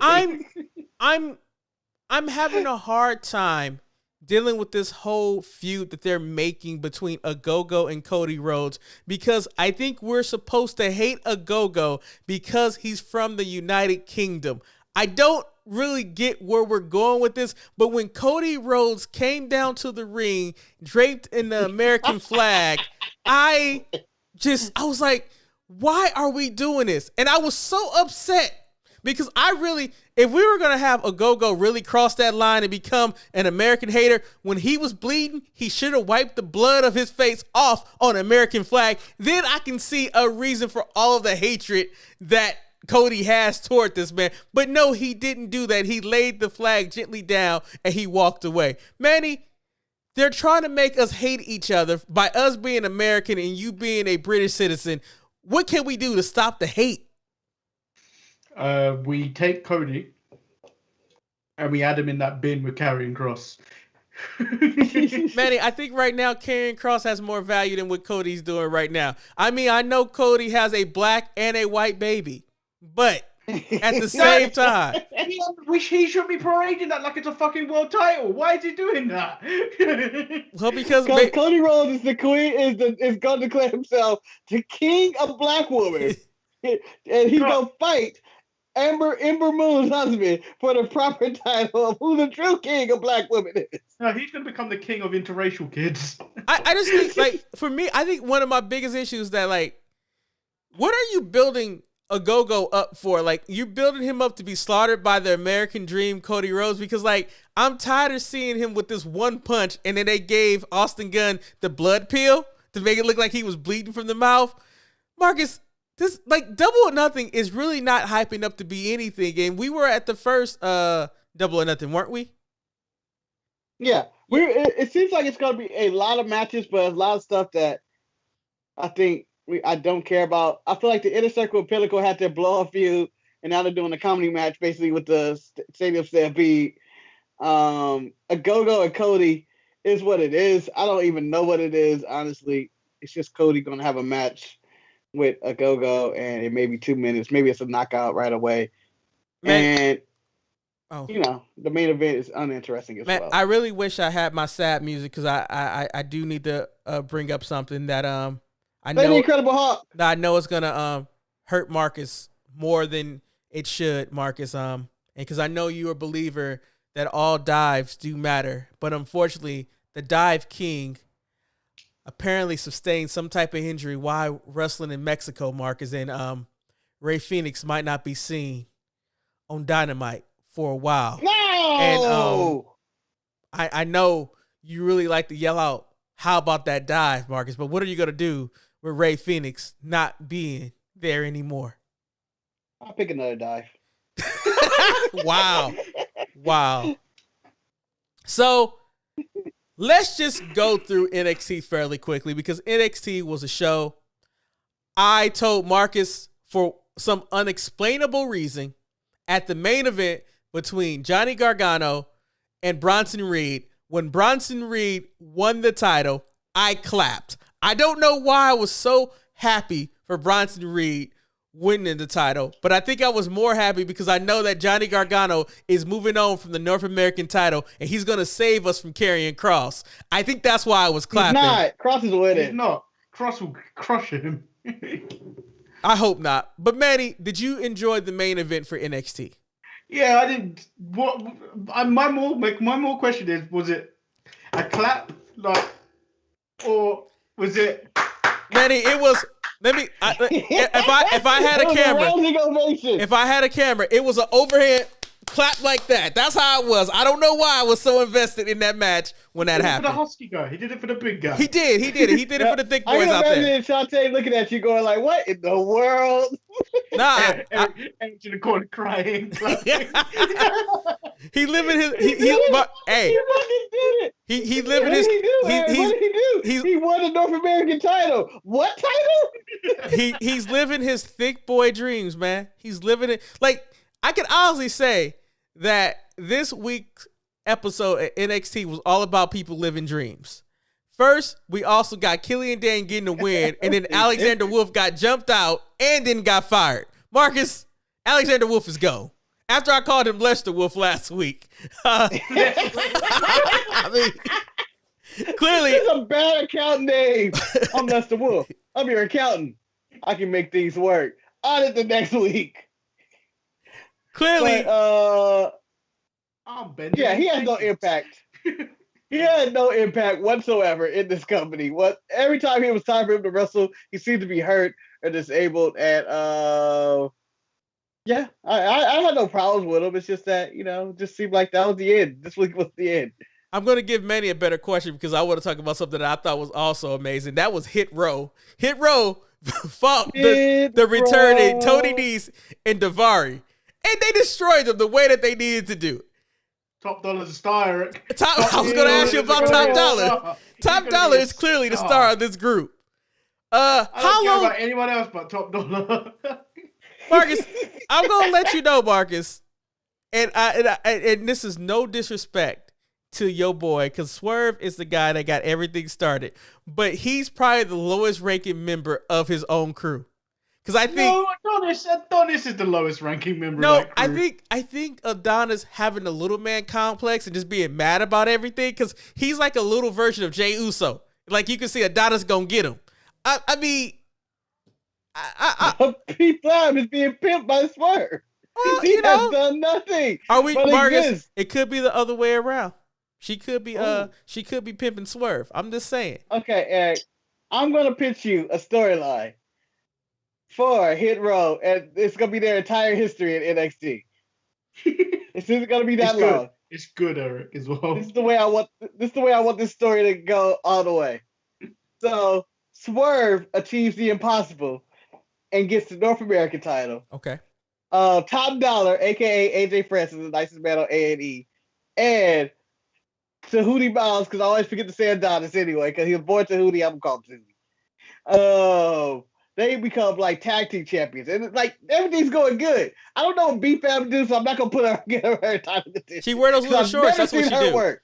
I mean, she's Marcus. She is trying to lobby to be more of Manny's clickbait. That's what she's trying to do. She's like, oh, let's see how Manny can get me on the cover again. Yeah. So anyway, eventually they lose their tag team titles to whoever. It don't matter. Let's go with the Grizzled Young Veterans or something. I don't care. And all of a sudden, they're planting seeds that the nicest man on AE kind of wants that North American title from Swerve. He plant seeds. So one day, they are leaving the NXT parking lot in the car, and Swerve does the look outside of his window a la Tupac. So he's leaving Vegas. And you see him leave, and then all of a sudden, you learn next week that Swerve was attacked by an unknown assailant last week and is injured and must vacate his North American title. Later, we learned it was AJ Francis who attacked him, Top Dollar, and now is going after the North American title. Marcus, a la Suge Knight and Tupac. Marcus, that might be a little bit too black for NXT. I don't know if that's going to go down. Because, but Marcus, you have to admit. You telling me Swerve isn't capable of pitching that? Because I think he can. I think he can, because at the same time, they kind of had that same story already on NXT. it's very similar to what Candice and Indy happened, where Candice literally betrayed Indy by making it seem like Dexter was into other women, and the nosy spa lady who just put all of her business out when that card was declined about how you bought some flowers. But at the end of the day, Indy get a credit report like that. No, you have cards declined. Does somebody get a report? No, they don't. What I've been doing they with don't. my money? Aren't you meant to call the credit card company, not the person that's trying to run? So like me and Eric, let's say we go get a spa, and I'm going there, and Eric card gets declined, and the lady goes, Eric, I'm sorry, your card is declined. It's because you've been using OnlyFans. like you fucking bitch. I had a feeling Marcus was gonna say that, but I want to know, how did that lady know Candice LeRae pass card? But I told Marcus my biggest issue with it was that this is the power of the white woman, is that clearly they hadn't paid for those massages, but when Indy found out the news that Dexter still loved her after he had already broke into the massage parlor and violated all types of rules, Indy was able to escape, and they still hadn't paid for those massages. I'm just saying, there's a lot of things that went on in that situation where I could see them maybe doing hit row, take it out, swerve that way, and then we can have Top Dollar versus Bronson Reed, where you have two thick boys go against each other. No, I want Top Dollar to dethrone Karrion Kross. That would make me so happy. Top Dollar, your new NXT champion. So someone who is just not, I'm not clicking with yet, because she doesn't look like she wants to be there. That's Saray. I just say it. Saray, you don't have to. She ain't clicking with nobody. Saray versus Aaliyah. I mean, they have sold me this is supposed to be the best house ever, but yet the plumbing looks like it's pretty bad, man. You ain't seen her pipes. I totally agree. I didn't see nothing. Like, even if she doesn't have the hype, I don't see anything. Like, when she comes out, she just has a wave. Like, it's, God forbid me when I'm about to say what I'm going to say. Sheeta has more charisma than Shirai has right now. And that's saying a lot for me. Again, as we specified on the on our WCW day, the titles, Marquis, and damn it, I messed up Manny's name. He's the Prince. Forgot. No, Prince. What's his name? Manish. on the titled Prince Manish and Ultimo Ending show, we stated that Saray is the bad evolution of, or a clone of, Asuka and Io, in which Asuka came in full charisma and everything. Then Io came in. Before Io went evil, she was nothing pretty much. She was just the Japanese girl who could do a flip here and there. She wasn't really doing much. But then she turned evil. You're like, oh, there's personality here. Now you get to Sarai, and you're like, I don't think there's anything here. So that's where she's at. She's a stage. There's nothing there. I would agree. But so let's talk about this, man. I'm going to ask you this question. Yo, girl, Toni Storm, got a new finisher. She put it into Zoe Stark. However, she was not able to bask in her glory because Marcus' girl, Frankie Monet, came out and decided to let everybody know she's wrestling next week. Were you disrespected by Frankie Monet taking the time away from Toni Storm and her victory? Eric, as much as I was, you can't say mad for very long because that fucking dog. You can't say mad as I don't care a dog like that. So, my favorite match from NXT, although I thought that the cage match was very good, but my favorite match had to be the tag match between Ciampa, Thatcher against Legado del Fantasma, because it also had the same outcome where it shocked me that I didn't think Legado had a chance of winning, but they won the match thanks to the grizzled young veterans. Marcus, what did you think of that match? That tag team division is thick. 2 seasons of NXT. That they were having this non-tag team feud. It was people chasing after the number one contenders, going after MSK.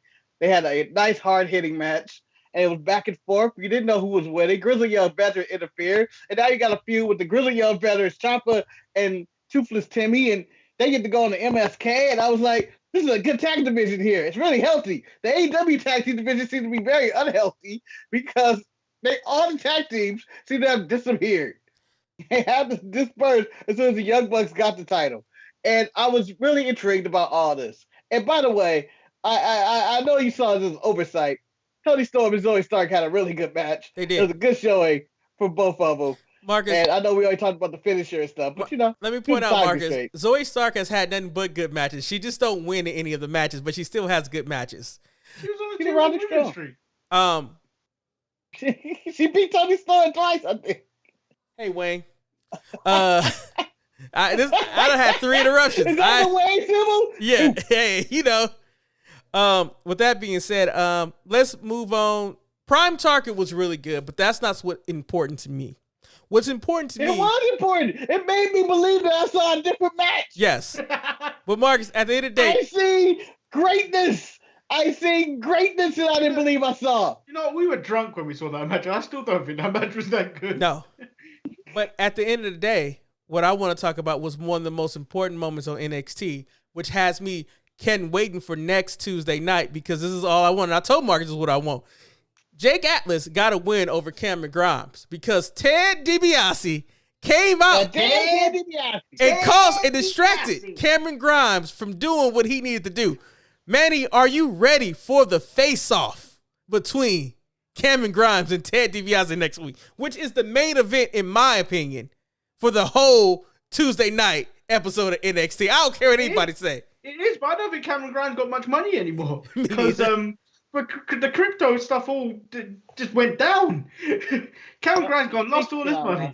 Well, Manny. At the same time, wrestling can make the crypto be perfectly fine in their world, so we can still believe he made a boatload of money. Marcus thought I was crazy to say that my main event for next week is when everything else that's going on that show is about him confronting Ted DiBiase, but I don't give a damn. It is. Hold on. All I want from them, I want them both to sit down at a table in a ring, and they have a match of winner takes all, who has more money in their wallet. A good old fashioned game of that. Big Bank take Little Bank, huh? Big Bank take Little Bank, and as dramatic as that can be, you filmed the shit out of that. By the way, in random Big Bank take Little Bank, did anybody watch the SNL skit of them playing quarters with the dude? No. They're spoofing the last dance of Michael Jordan. Hilarious. I guess the last thing I should bring up about NXT before I read the email and then go chop up meat. Pete Dunne sat down and had an interview, and he started talking how he can fight anybody that he wants to fight, but yet, he's a bad man. but the fattest man. But he's.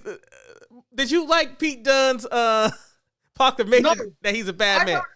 I don't enjoy any of these interviews. This guy that's getting brought in from MMA to do all these interviews, I just find him boring. Arash Markazi, for me, it's one of those things. Like when I heard that JR has like one more year of his contract, but he wants to re-up for another year, I'm like, no, he doesn't need to re-up unless he's just going to re-up to do his little sit-down interviews. He doesn't need to be on commentating no more, and we don't need Arash Markazi doing these interviews. Replacing JR? Who's replacing JR on AEW right now? You can put Oh, well, yeah. Yeah, he kind of fits. Yeah, I mean, anybody. I'll walk away. I'll walk off that stance. Is there anything else you guys want to add while I pull up the email that is probably going to enrage Manny because it's probably containing an ad that was not paid for? Send it. So, but before I read the email that has the ad, we have an email from David who has never emailed before. He says, thank you for all you guys do. I kept up with the wrestling for close to 10 years without watching Awful Raws and SmackDown with the highlight of an amazing color commentating. You are a highlight to my week. I appreciate your suffering for my entertainment. I wish you much success. Wrestling podcasts come and go. You are the best. Manny is welcome addition to the team. Sincerely, David Wilmuth in Ohio. He is the man that brought the shirt for us. And, AJ Styles, Bobby Roode to David in Ohio. We appreciate the support. And Marcus, yes, there it goes. But now, speaking of not the support, let's talk about the ad. By the way, I like that whoever lived in your house decided to close the door because they ain't got time for your propaganda shit. Your made-up email. No one loves us. No one bought our shirts. They close the door like that's a lie. Close the door. No one bought the shirt. Well, the last email comes where it says, it's the guy who likes pizza with extra cheese, the guy who's sweating because it's 90 degrees. He writes in out of nowhere like an RKO. It's the Dizman, folks, your favorite bro. What's really good, Sharpies, what's really good? In this email, I wanted to respond to the question that was asked last week. Why are AEW fans so patient with AEW but not with WWE? Well, let's look at Kofi Kingston. Kofi is a former WWE champion. But it took him 11 years to get there. Not only that, but for the longest time, there was no sign that it would happen. And also, they did nothing with him. Also, I look at Zack Ryder. He went out, he got himself over, and nothing was really done with him. I mean, you can argue he was missing something or he didn't have it, but if The Rock is in the ring and people are chanting, "We want Ryder," you have to admit he had to have something. And look at Cesaro. He's been over for a while now, yet he just now got a title shot. And even when he did get a shot, people say, he ain't winning. Why? Because until recently, nothing was done with him to make us believe in him. Oh yeah, there's one more reason. WWE likes to change people, or as you guys say years ago, they get that WWE stank on them. What do I mean? I'm glad you asked. Usually when WWE is about to put the rocket on somebody, they change them. Look at Roman Reigns. Yes, people did cheer him. He was big, quiet, and a butt kicker. I believe in his first promo with the Shield, his first words were, "If I got something to say, I say it." But when he was about to become the guy, they changed him. He was trying to be witty. He was trying to be friendly. He was trying to be corporate. And there's no real reason or explanation why they do that. So basically, to sum up, why are AEW fans so patient? Because WWE typically doesn't strike when the iron is hot, and they don't do anything to keep the iron hot, or they change the iron. And yes, Adam Page was in position to become the champ at Double or Nothing, but in a lot of people's eyes, he's still in the conversation, and people still have hope that AEW will hear them. I mean, I've heard people say that Miro needs to be more aggressive and stop playing games. What did he do? He beat up Kip Sabian, he beat up Darby, and now he's the TNT champion. And not only that, because he's a former WWE guy, that makes him a great bad guy because he beat one of AEW's homegrown stars. Thoughts?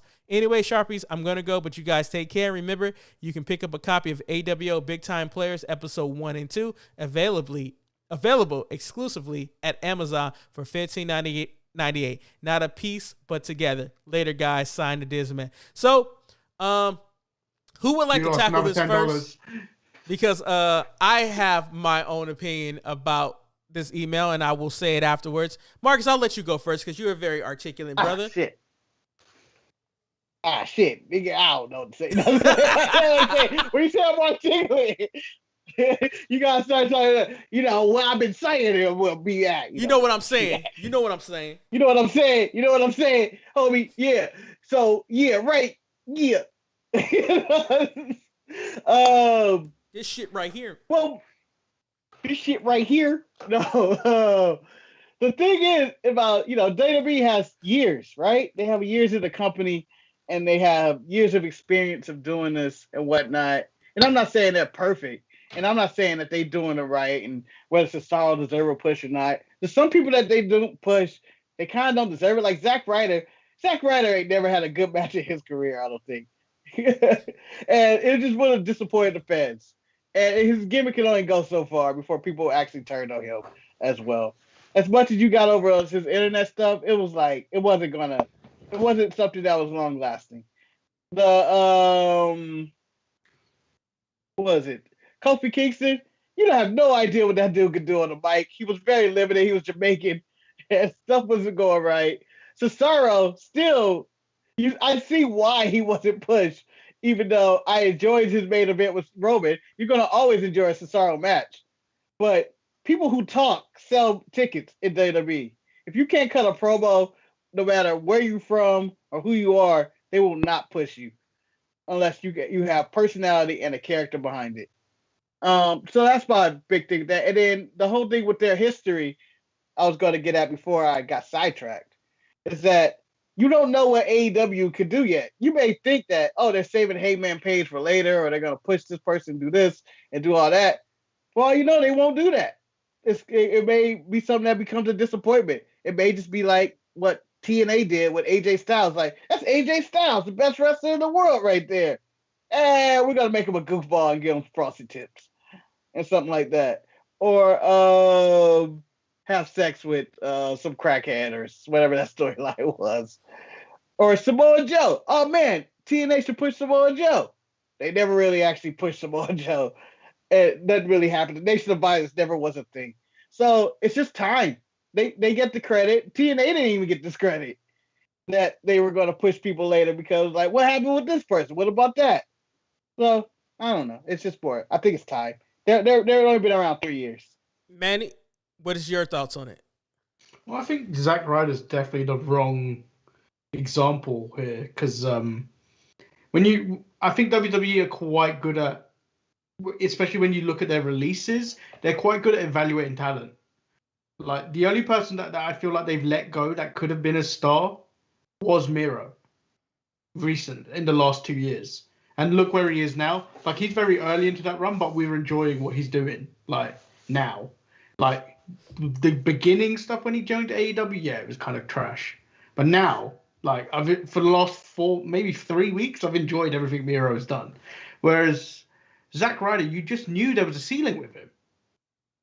Like, at most, his ceiling was like the mid-tier title and nothing higher. Because if you put the strap on him, the main event title strap, you would turn on the instant like, what the fuck? He doesn't deserve to be champion. Which is kind of how I feel about AEW, where they pin it as that anyone can be world champion there. Yeah. So like Roman has said, sorry, that there's levels to this shit. There is, but you can't distinguish the levels in AEW because it seems like anyone could be champion at any given time. So, gentlemen, allow me to be a grown-ass man real quick and tell you the key word to what WWE does when they evaluate talent. They are there for sustainability. Sustainability is the key. They don't want that person who is just hot for that moment. Zack Ryder had that moment. But we need to make sure that when we do put the rocket ship on this person can last for years. We don't want someone who's only going to be hot for 6 months or someone. We want to create legends. They want to have the Hulk Hogans. They want to have the Macho Mans. They want to have people whose name will live far beyond the name of wrestling. And I'm sorry, 10 years from now, no one is going to remember Zack Ryder's name. Like, they tried to. I didn't remember. It's 10 years. It's not that long. But you know what I mean, because they tried to give him his moment at WrestleMania, and he got his moment, and it still didn't work. And I think that, yeah, people say that they tried to fix Roman and stuff like that. The biggest complaint we had for Roman when he broke up from the Shield is that of all the people who left the Shield, he was the only one that was still holding on to the Shield. He still wore the vest. He still came out to the same music, and it took them a minute. Unfortunately, it took him to get cancer for them to figure out how to really present him as the man. And most people didn't want to accept him no matter what they did because they didn't want to have Vince's quasi-on-point chosen boy. Let's also go with someone else that they decided that wasn't good enough to be a star. Cody Rhodes. They said, you know what, Cody, you're a great guy on our mid-card. You can carry our low titles, but we just don't see you as a star. So Cody left and decided that he's going to make his own company. He's still not a star in his own company, although he wants to be one. He was the biggest star in that company until, you know, as things went around. And let's talk about the golden boy 3 years ago. Kenny Omega. Kenny Omega was the hottest free agent, probably the best known wrestler in thing. Like, everyone said that, oh, it was a big mistake that WWE didn't swoop in and get him and stuff like that. I hate to say it right now. I don't see the mistake. I don't see Kenny lasting 5 years at the rate that he's going. He told him no. Huh? He told him no. Well, he told him no. But maybe they didn't make him a big enough offer to make him say yes, because if WWE really wanted him, they can go and get him, I think. But he wanted to go work with his friends. I'm just saying that I think that at the end of the day, there is two different products.